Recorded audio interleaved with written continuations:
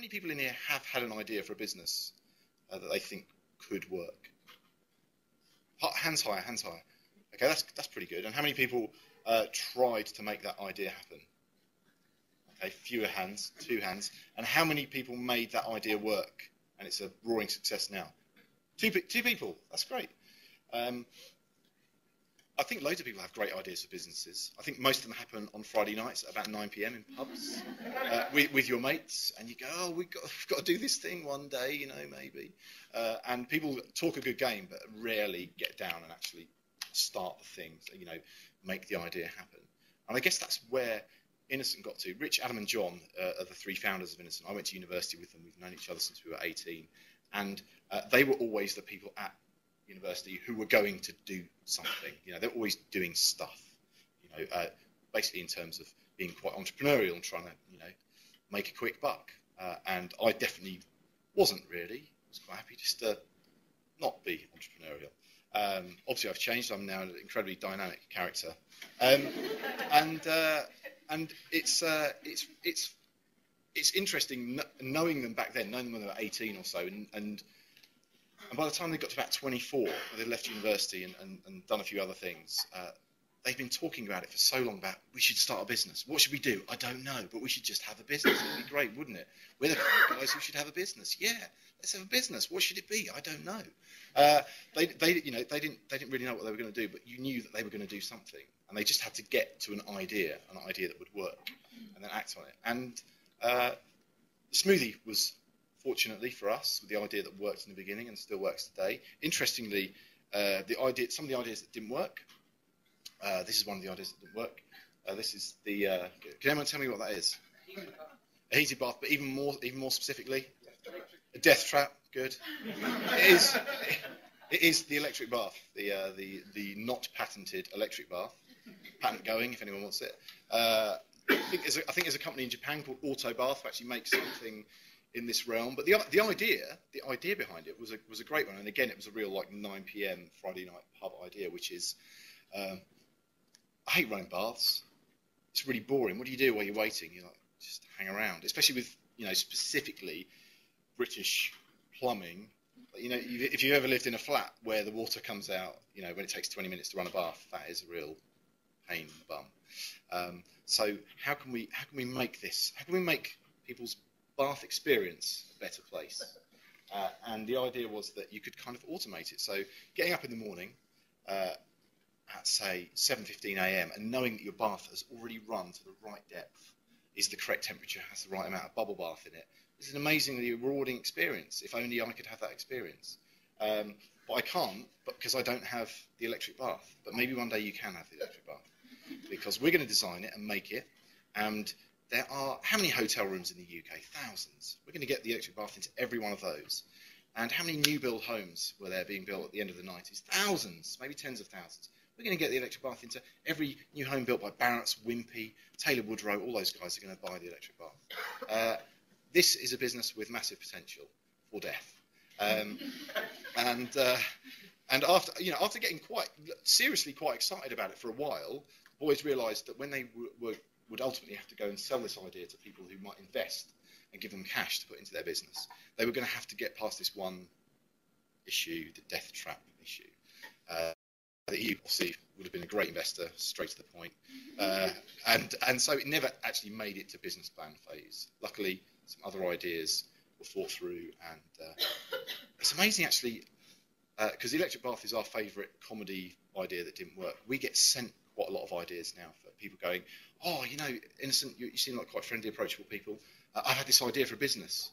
I think you should make, or you know, maybe you could help me develop my idea for the cat bag, which is it's an amazing device. Like people have cats, and cats shed hair. I have a lovely flat, and I love my cat, but there's hair everywhere. What I'd love is this little like boiler suit bag thing I can put my cat in, and so my flat will be clean, and there will be no hair in the flat, and my cat will still be happy, and also sport a really natty boiler suit bag thing, without that person getting to the second step, which is like, what happens when the cat wants to go poo? What happens then? I don't want to be near the bag then. What happens when the cat wants to do other stuff, run free? You how's it going to take the bag off? But we seriously got sent that as a business idea that somebody believed in. The other one, and there's a theme here, the other one was dog nappies. We've been pitched dog nappies because one of the scourges of urban life is the fact that you used to tread in dog poo in the park. And wouldn't it be great if dogs just had little nappies they walked around in, and then you wouldn't have to like scoop it up with a plastic bag and put it in the doggy doo bin.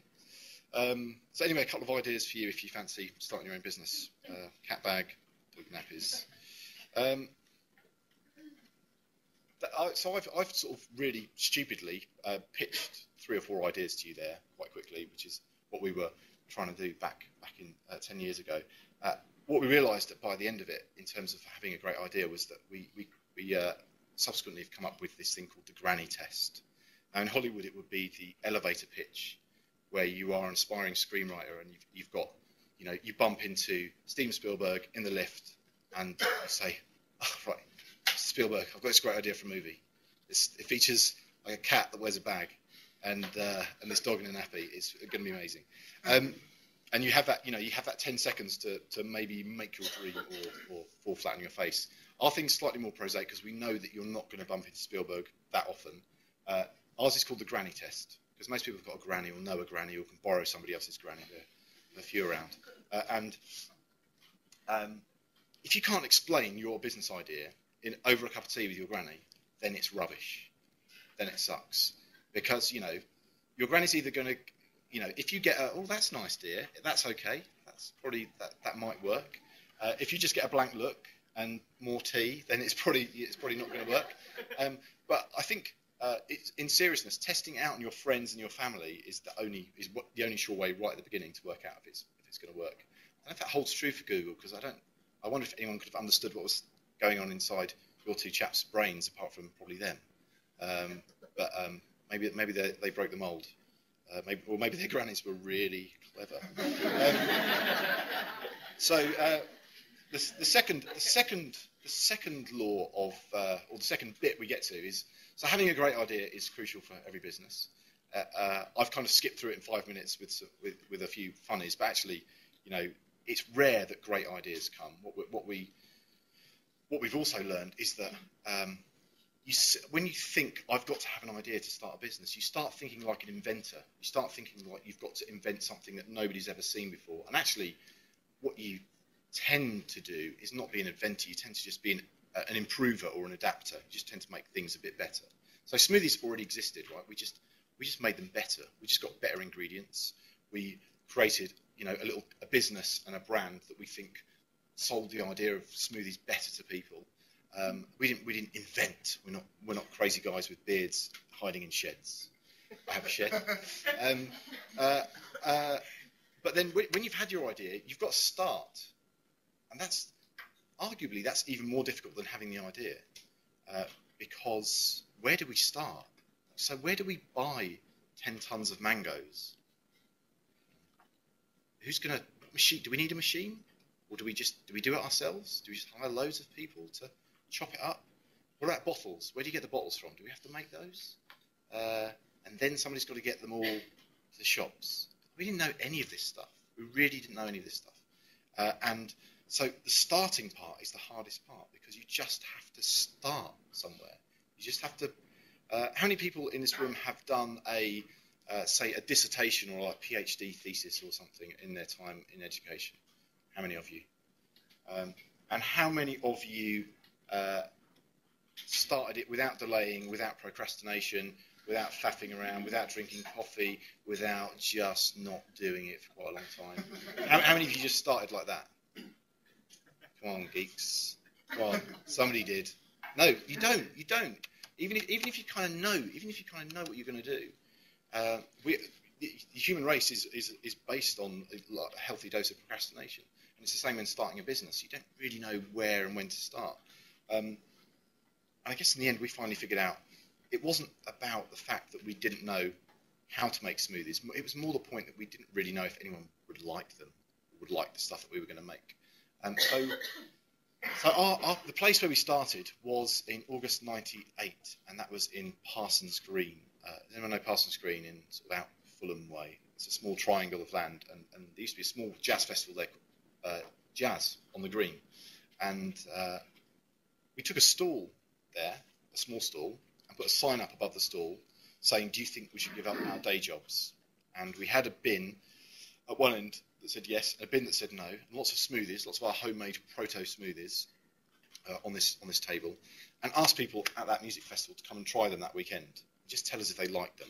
And that was how we started. And that's one of those stories that, about Innocent that we've told lots of times to lots of people. And the more you tell it, the more it starts turning into this weird myth. And Brian Blessed was there that day, and he tried them. And Paul Gascoigne, he was there. There were all these amazing people there, but actually that's dead lies. I don't know why I told you those two were there, but anyway, I guess what I'm trying to say is that we really did it. We really did test our drinks that way with those people at that festival by putting a sign up, and we made it that little tipping point because between the three of them, Rich, John, and Adam, they agreed on that weekend. If enough people say yes, if enough people throw their empties into the yes bin, say that we should give up our day jobs, on Monday we give up our jobs.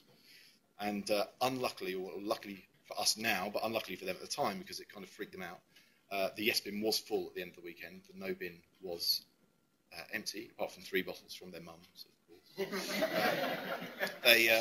On the Monday, they resigned from their seemingly decent, well-paying jobs and started Innocent. In fact, that's the story we've always told.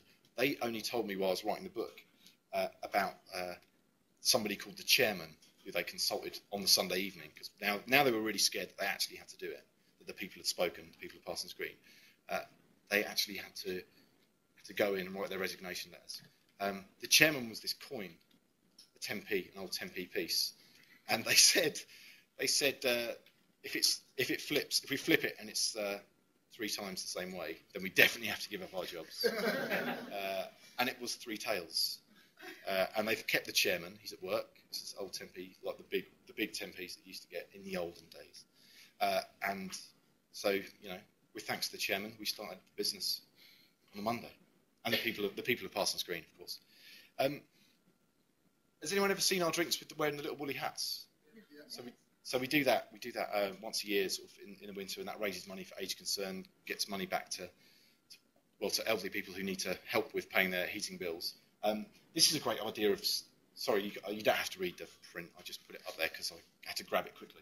But this guy down the bottom, Adam, he's called New Adam because we already had an Adam, so he's New Adam.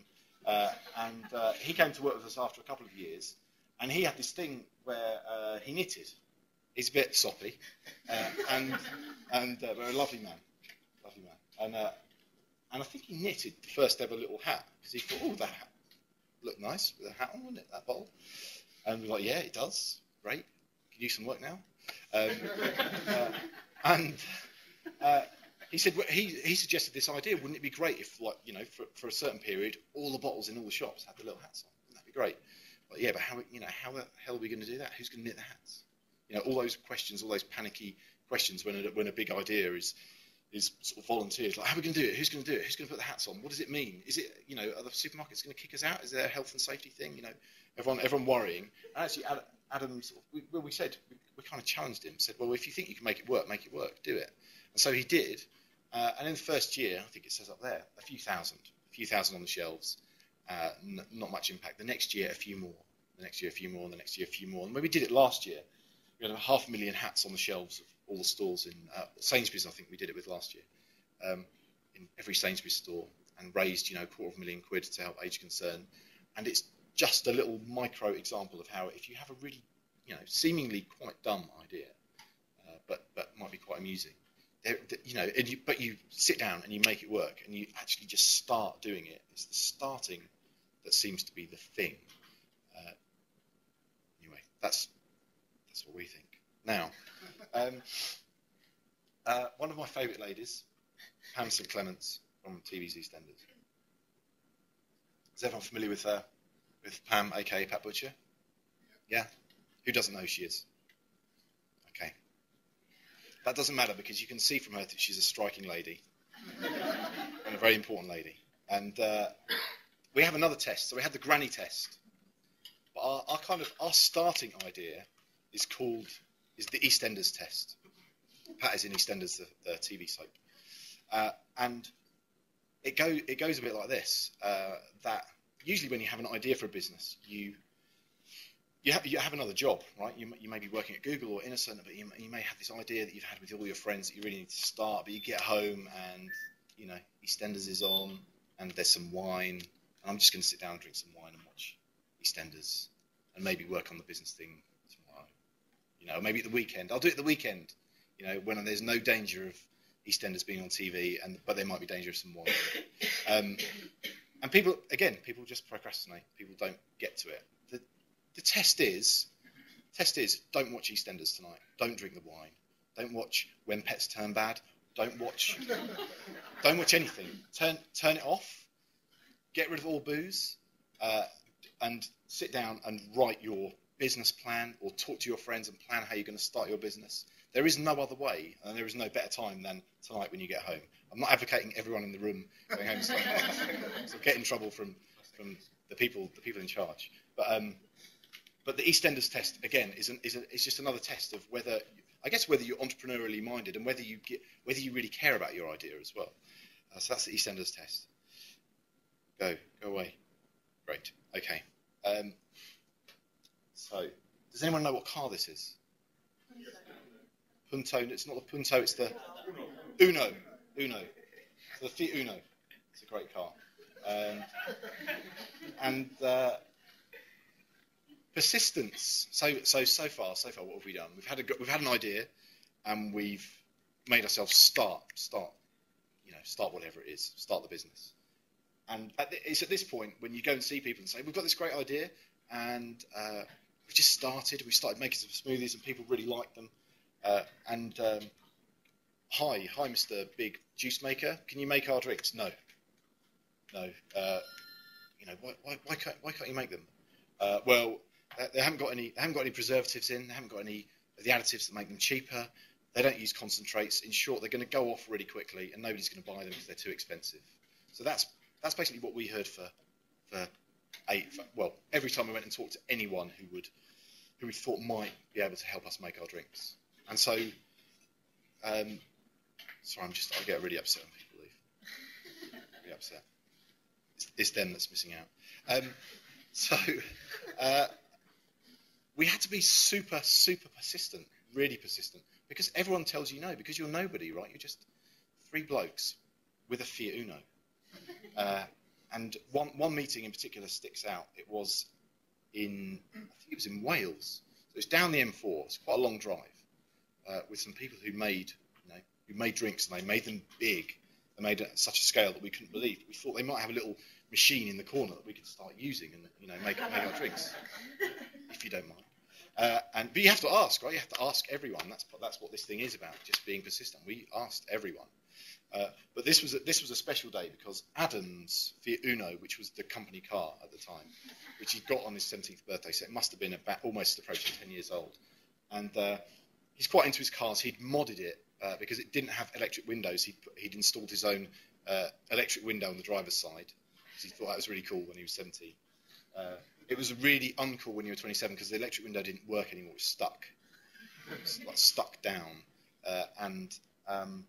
So driving to Wales in the rain with the window stuck down in really sort of cheap suits, but trying to look like businessmen, but obviously not really cutting it. And getting all the way down there, being late, being very wet in the car, fashioning impromptu windows out of newspapers and magazines and bin bags and stuff, and getting there and getting out of the car, and the car park was right where the meeting room window was, where they looked out basically on these idiots who arrived and got out and were bedraggled and getting their little bits of paper for their PowerPoint ready and like, oh, what do we do? And went in and were offered towels, obviously at reception. Probably the only business to leave a wet patch in reception. We were, and then getting to the meeting room and establishing pretty much after about 7 minutes that there was absolutely nothing they could do for us. We offered them nothing of interest either. We'd driven all that way and got very wet for nothing. But they were very kind because they offered us petrol money for the way back, and that's very true. the interesting thing is now. Can I tell you who they are or not? I'm not going to because it doesn't really matter. But we work with this business now.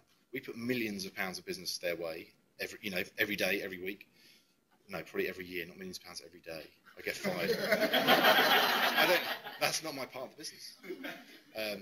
We spend a lot of money with them, and I don't know if they I don't know if there are still people from that day 10 years ago. We don't talk about that day with them anyway. But it's just a strange thing. This little loop that back then, by being persistent, we've become one of their biggest customers, which is pretty crazy. I'm not going to tell you who they are because it's really uninteresting. But then the Fiat Uno, the only thing I want to tell you about the Fiat Uno is that I was delivering a fridge to Watford in our second year. It was still our company car, / delivery van / everything else. And it caught fire in Harlesden High Street, and the engine blew up. And I just leapt away like Steven Seagal from the blaze. But Adam was really cross with me because it was his favourite car. It's no more. Okay, so that's just a little picture of the inside of the entrepreneur's brain, because that's what happens, is that everyone tells you no. I always remember going to the factory where they do where they print on the caps. Has anyone got an innocent bottle with them? No. Yeah, you're great. On the top, on the cap, it says, instead of best before, it says enjoy by. And we used to have quite a big discussion with the guy who operated the machine that prints on the cap, because we wanted it to say enjoy by, because we think that people use by has always been a really weird thing, because you don't use a smoothie. I mean, how do I use a smoothie? I don't use it. I enjoy it. I drink it. I enjoy it. I imbibe it. Whatever. So whatever word we put on there, we figured that the people of Great Britain and further afield were smart enough to understand that enjoy by meant probably best to drink it before that day. But then going to the factory and trying to explain that to the guy, you'd say, "Can we put enjoy by on the top?" And he'd say, "No." So yeah, but what what about if we put best before on the label there, and we say for best before date, see cap, because then everyone will know what that means anyway. No, nobody does that. Do that. And then you go to him, yeah, but there is a way we can do it, because what we do, we go to the machine and we go ENJOY. You, me, together, we can do that. We can break through. And after a few discussions, after him probably getting really bored of us, we did it. We changed it, and on your head be it type thing. And we did get told off about it a few times by the trading standards officer that sort of looked at our products, but we sent a few letters and eventually established that we were fine to do it. And so to this day, we still say enjoy behind the caps. And that was just because we didn't, we were persistent, and we didn't just listen to all the no's, because people will always tell you no. I don't know. I mean, even now at Innocent, I guess in Google, you'll have an idea for something, and you'll probably find quite a few people tell you it won't work, or it can't work, or there's no, it won't work. But it is all of our duties to just kind of politely ignore, I guess, and move on. Richard tells an interesting story, and I don't, when he first told me this, I was like, yeah, that's not true. That's really not true, because that's the sort of story that you hear in pubs. But he swears it's true. His dad is from Liverpool. I went to school with a bloke called Paul McCartney. He was in the same class at school, and always remembers a day when you had that day at the end of term when you were allowed to do what you want, bring in a toy or bring something in. And Paul McCartney brought in his guitar when he was about 10 or 12 years old, and the teacher basically said to him, I don't know why you're bothering with that, McCartney. Unlucky. Does everyone know Paul McCartney? Sorry, there wasn't enough of a response. Guitar guy? Yeah. Okay. Anyway. Good. So this bit's about people, because then, so what did? We had an idea. We just started. Then we were really persistent, so we kind of got a product and went up and running. And then there's the bit where you have to find some people to help you, because 3 people wasn't enough, and then 4 people wasn't enough, and then 6, and then 10, and then 20. And I guess there's no better example in the world than Google of finding great people, and finding lots of great people quite quickly. Hey, you're all great, by the way. So I saw this guy speak once. He was head of talent at Apple. He used to go around the world finding great people to work at Apple, and he was talking to a lady. He was talking to a lady about this, actually. He was talking to a lady about snipers. She was in a business of a certain size, and she was saying, well, we've got to this size now where there's a few hundred of us in the business, and there's loads of great people. There's a few people that are just always having a go, that aren't particularly positive, complaining about stuff, moaning, and he said, what, you mean snipers? And she said, yeah, they're snipers, because they're people kind of you can't see, who are just chipping away at the fabric of the business. And that's when he came out with this. And he said, well, look, and he wasn't referring to bullet holes. Let's be absolutely clear about that. He was just referring to if there are people who aren't working in your business, this is quite a sort of a tough thing to hear, especially for somebody, for us as a business, Innocent, which was quite small and friendly and slightly meek at the beginning, to hear that, well, if people aren't working, then they go. Businesses with the wrong people in them ain't going to work, and it still follows for when you hire people, making sure you get the right person. There's a kind of there's a culture sometimes, and we've done it at Innocent a few times. Is we've been so desperate to get the right number of people into the building to do the right things, is that you panic and you get people too quickly, and you haven't really taken the time to check whether they're going to fit. I guess culturally is the word. You've got to make sure there is a culture of Google, there is a culture of Innocent, and the people that come and work at our place have to be spot on in that regard. And if they're not, then we just leave the gap, and we wait and we wait and we wait.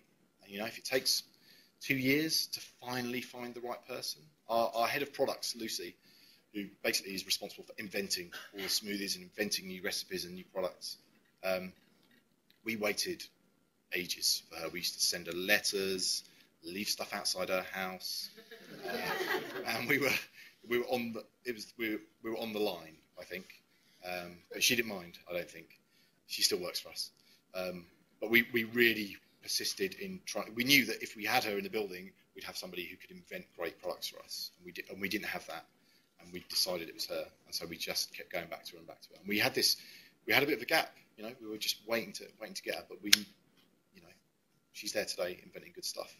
So, no snipers, no assholes. I sound really tough, but I'm not that tough. Just get great people into the building. Anyone know these people? Longaberger. There's sometimes one person who knows Longaberger. Can anyone guess what Longaberger do?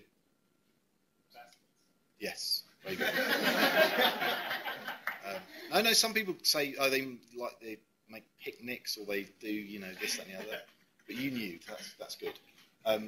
Longaberger make baskets, and I think they're based in Columbus, Ohio, and I think they're the US's pretty much the biggest manufacturer of the shopping basket that you get in a supermarket, through to the sort of executive wicker picnic hamper. They do all sorts of baskets. And I like Longaberger a lot, and I have done for a long time, because they built a giant basket. They built a massive basket somewhere in Ohio, and if you go to longaberger.com, usually I say afterwards, but this is definitely the first talk I've had where more people have got laptops than not got laptops. But that's a cultural thing. You can just see loads of shots of the Longaberger building, lit at night from different angles across the lake. I mean, it's definitely a thing of beauty. The thing I love the most about Longaberger and the Longaberger building isn't just the fact that the basket exists. It's the fact that there was a meeting, and there was a meeting in the big room. Is there a special room here where the big stuff gets decided? No. How do you do it? No oak paneling. Okay, lost a lot of respect for you. There's a room, probably, well, it wasn't in there because they hadn't built it at the time, but somewhere where the board of Longaberger, I guess, the chief exec or the MD or the CEO, whoever it is, and company, had to sit down and make a decision. And ultimately, one person has to make that decision. Like there's a budget for the new HQ, and it is millions of dollars. Millions. It's the most they've ever spent on anything. And that person has to decide whether to build a giant basket or not. Whether to build a pretty regular new HQ, a bit like the last one with better lifts, or build that. And somebody decided to build that, right? One person has to decide. That didn't happen by accident. And so that's why I love them. That's why I love them, because I get the feeling, right? If I went and worked there, and if I met that person, and if I met everyone who worked there, there would be a real shared sense of purpose about what they were doing. You know, you don't forget what you're doing if you work in there. You know where you're going. You know where you know even when you're 5 miles away on a cloudy Monday morning, you know what you do because it's there. So I love Longaberger because ultimately the main thing, you know, everything's marketing, right? There's old marketing where it's posters and stuff on the TV, and now of course it's digital. You know, that kind of old. It must be a picture and some words, but that isn't marketing. You know, marketing's everything, and that's I don't think they do ads. I don't think they need to do ads. They just need to show people, invite people over. They're fine. These people have some work to do. When we started Innocent, that was our name. Well, we hadn't started Innocent because we hadn't thought of Innocent at the time. The first label we designed was the now really famous Fast Tractor smoothie brand. And I don't know if you can see that on the really Fast Tractor, which is really souped up, is a guy sitting there who's, you know, looking really happy, and he's got big old sideburns. He's a proper farmer. And the idea was that what we were all about was getting fruit from the country to town really quickly, so it'd be super fresh. We had a really Fast Tractor to help us do that. We thought it was a great brand name. And, it might have been. You don't know. We might be sitting here talking about a different business today. That might have been a great name. We had some other names on the list. This was the best thing we found during all the trawling for stuff to put in the book, was the list of names. And there was Monkey Vomit. There was Hungry Aphid. There was one called, and there are little comments on the spreadsheet like why this is a good name and why this isn't a good name, and some really, what was one of them? Hey, that's just a bit too aromatherapy. There were like all these comments that were, I don't know what we were thinking at the time, but I'm really glad that we're called Innocent. I'm really glad that we're not called Monkey Vomit or Fast Tractor. But you know, where we've started from, just as this little bottle on the shelf. Packaging has become incredibly important to us. It was and still is our prime bit of advertising, media, whatever space, you know, to talk to people. We do other conventional bits of marketing, but I still believe that, you know, the pack is the place where we interact with people. The pack is where we talk to people. I'm really glad we're called Innocent and not Fast Tractor, or else our tone, our copy style would have had to go down a whole different, we'd have had to do farmer jokes for 10 years. Like red sky at night, you know, your smoothies are really shite. Like hilarious jokes like that. So we've made the pack our place. You know, what we do on the back of pack is free reign. You know, I remember having a conversation right at the beginning, which was, there's a bit on a lot of packaging which says your statutory rights are not affected. And we were like, well, okay, I don't know what are my statutory rights. I don't know what they are, and I don't think they've been affected. Do you think anyone else knows what they are? No, let's not put it on there. You know, all these things that you've seen on packaging and stuff throughout your life that you just think, oh, well, do we need that?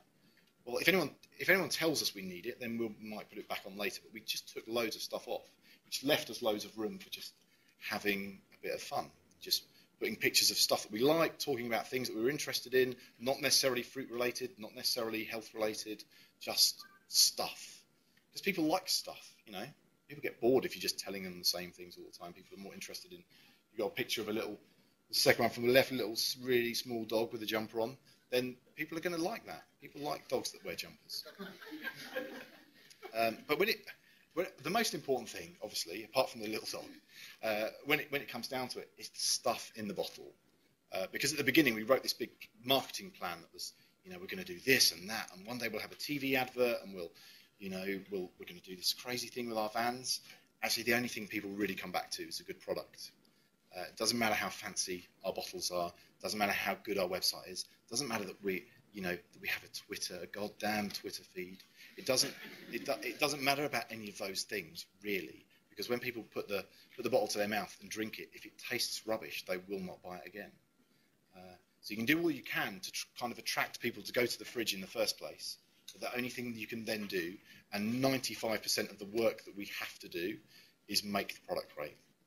After that, it's fine. After that, it's just all gravy. It's fine.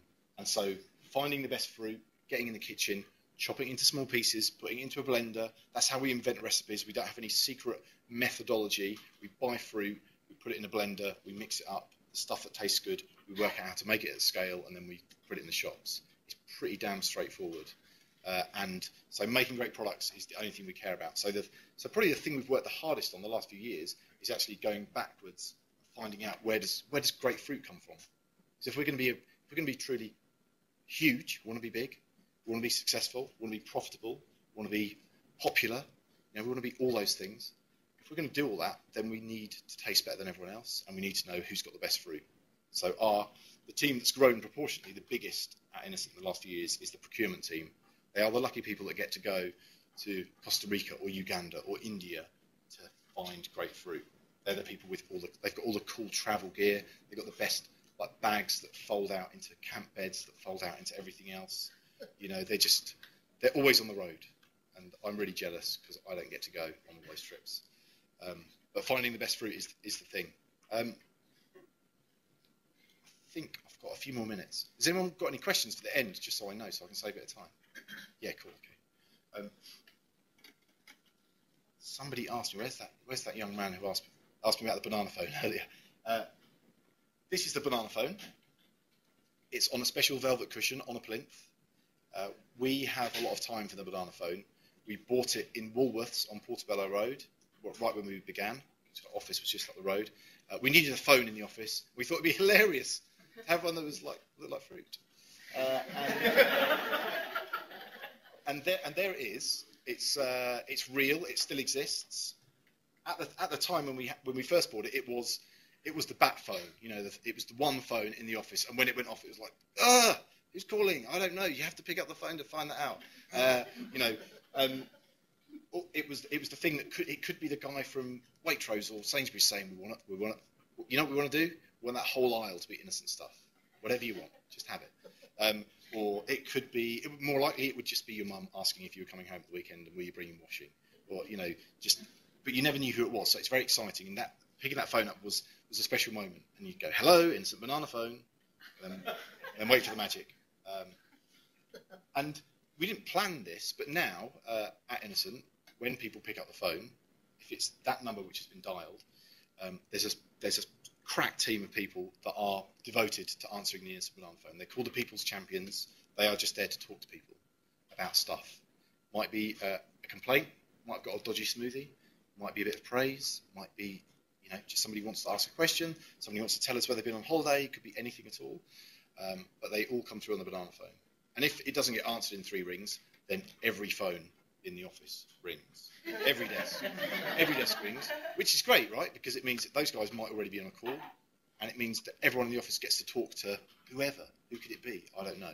You have to pick up the phone to find that out. It could be anyone, and usually, basically, it's the people that make our business work. So it's somebody who has spent £1.79, not you lot. Somebody who's spent £1.79 on buying a drink and wants to tell us about it. And man, we really need to listen to that person and listen to them next time we phone, and the next time, and the next time. Because without them, we have no wages, we have no business. They have to phone us. We have to be phoned by them. The moment that we get, we kind of outsource that bit, and we don't know where those calls are going and exactly what's happening with those calls, is the moment when I definitely start to worry, when the reason we started Innocent in the first place starts to kind of slip through your fingers. So although it's just a plastic phone, it sums up a greater belief in a higher purpose or something like that. That's our front door. We have again, we did that because we thought it'd be funny just one day, and then the sign stayed there because we still think it's funny. And when people come to the front door, they still kind of think it's funny. We've only been burgled twice. And both times they just walked in and pretended they were motorcycle couriers. Lesson to us all there. That's just the little wall where when you come into reception. That's just stuff that people have sent us. People are always making stuff out of innocent cartons, or sending us. This lady who makes us tapestries. Just like sits there and sends us a tapestry every once in a while. It's nice to receive a tapestry in the post. People have decided that they really like what we do and they really want to be involved, and that's, I like that. It's nice receiving all that stuff. It's the physical version of what people want to say and want to talk about on the banana phone. It's just people sending letters and sending ideas, lots of ideas for new smoothie recipes. Long may it continue, and one day I'd like our whole office just to be plastered in that stuff. We're working on it. And that spirit of sort of openness and risking burglary extends to our AGM, which actually happens this Saturday. So we have this thing called a grown-up meeting every year, where we just invite 100 randomly selected from a ballot innocent drinkers, and they come in and spend a Saturday with us and just tell us stuff, tell us what they think, tell us what's rubbish, because we do those research groups for some stuff, to work out if people like adverts and things like that, and they always spook me a bit. This research group thing I'm talking about, where you've got 8 people in a room and they ask quite probing questions, and everyone kind of says what they think they should say to make themselves look smart, rather than just going, "Oh, I didn't like it." Actually, this is a wonderful, beautiful way of just finding out what all these people who spend their money on our drinks think about our business. And we had a hoot last year doing this, and the founders tell people what we're going to be up to for the next year, the next 5 years. Everyone gets to meet, everyone gets to have some tea, cake, ask some questions, find out some new stuff. It seems like a really sensible thing to do. Obviously, make sure that you've checked the building's insurance, stowed all laptops away. Our buildings managers get really paranoid that people are going to nick pens and stuff like that. That's kind of about it. That's the thread that runs through the book, is telling the story of what we've done and how we've done it. And the fact is, it hasn't been. I don't think it's been that complicated, right? It's a pretty uncomplicated product. We're relatively uncomplicated people. We had a pretty simple idea at the beginning. We've just tried quite hard. We've been very persistent in everything that we've done. We haven't really taken no for an answer. And if you come to our place, and you're all welcome to come whenever you fancy, it still feels exactly the same as it did 10 years ago. There's more people there, there's more stuff, but I don't know. It's quite difficult for me to describe, having been there 10 years, that it doesn't feel any different for me turning up to work today as it did back then. I've just got more friends. Just very fortunate that you get to hire friends. This is the last thing I just wanted to show you, because I don't know if you've seen it before, but it just shows the importance of always listening to the people that make you.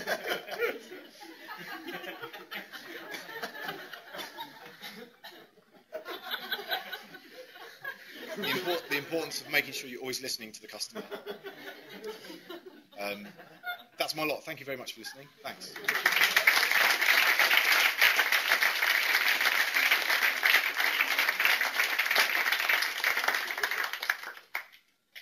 Okay, any questions? So Coke bought 10 to 20% last month. Can you talk a little bit about how you expect that to change your company? Pretty much, the reason we chose Coke, because we talked to about 18, 25 different, individuals, corporations, investment groups. They were the only people who didn't want us to do anything different. Everyone else wanted us to, have you thought about doing this? Have you thought about changing this? Have you thought about moving your office here? Have you thought about having more people, less people? We'd quite like to be involved in that thing, that part. They're the only people who said, you seem to know what you're doing, you seem to be quite good at it, carry on. And that was basically, that is the rationale. We need more money. So we want to grow in Europe. We've got 9 offices in Europe now. We're sold in 14 countries. But we're starting to spread ourselves quite thinly. And if we really want to, in the next couple of years, I think, grow properly in Europe as we have done in the UK, we just needed some capital to do that. And they were the people that just said, great, it's an investment, right? if we get bigger, their investment grows. They're not stupid, and neither are we.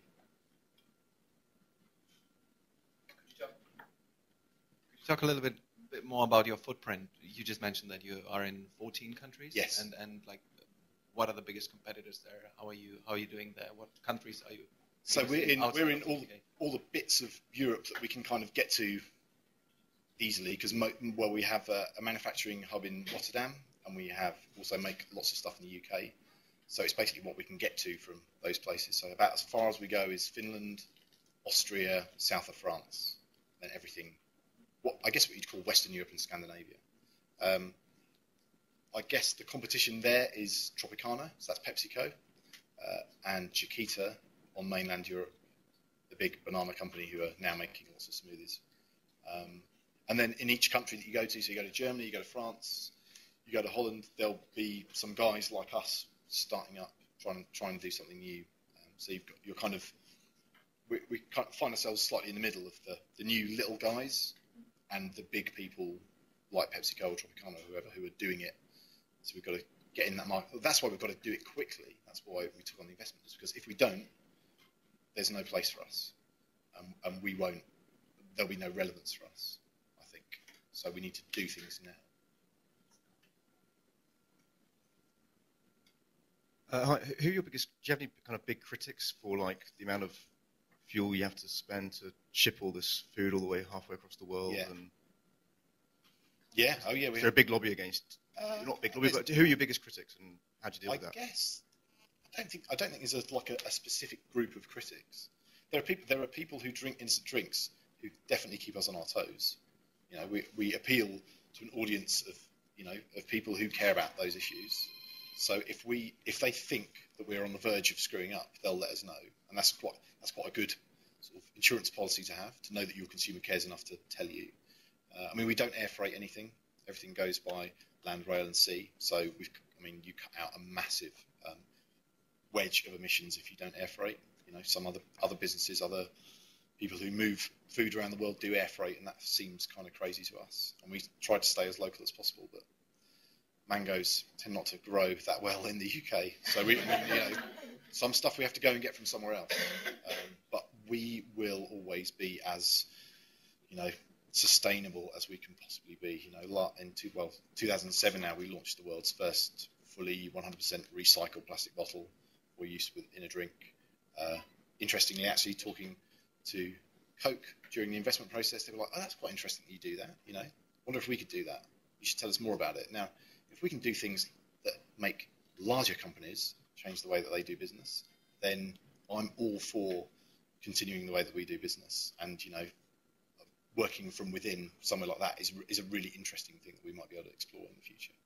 But yeah, to answer your question, I guess no specific group of people, just the good people who drink our drinks.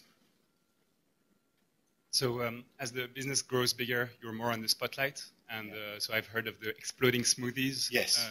The question is, what are your biggest fears, and is it more about customer perception and health and safety stuff?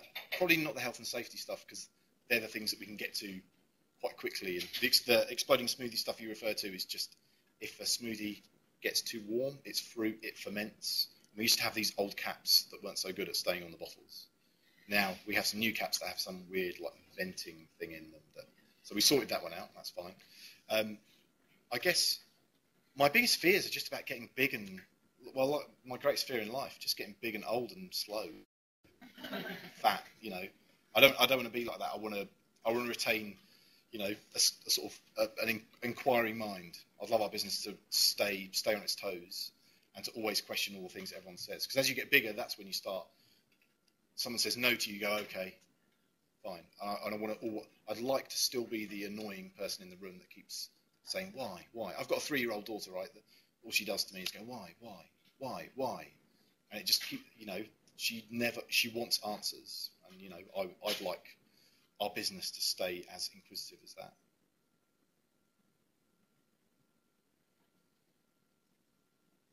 What do you think you'd be doing now if it wasn't for Innocent? Personally speaking, what would I be doing? What would I be doing now if Innocent hadn't happened, so 10 years on, I probably, I was a teacher before. I was an English teacher, so I'd probably be teaching, or in a rock band. One of those two, probably. Hello. Yeah. If you think yourself way back again when you just started everything, how did you go about? I'm sure thinking that would be the hardest part of it all. After you have the idea and you have your vision, is how did you go about getting funding? And how did you keep persistent in asking probably big banks or small banks to get the funding for your dream, so to speak? So the persistence thing came in very useful. At the beginning, every bank we spoke to said no to us. Every VC, venture capital board, said no to us. Every individual who had money said no to us. Everyone said no to us. So like, you're three blokes, you've never made a smoothie before in your lives. You have no experience of food and drink. None of you. No, thank you. And it was only the very, very last guy, after we'd sent an email to everyone in our address books saying, do you know anyone rich? In the subject line. And one person who had worked with John before knew a guy called Morris Pinto, an American, who he said sometimes invested in stuff. So we're like, where is he? And went to see Morris, and he invested the first. He has 20% of the business, roughly 20% of the business. Gave us some money to start with, and we still see Morris. He still sees us. And, That's all we've got time for, I'm afraid. So I'd like to thank Dan very much once again. Thank you. Thank you very much.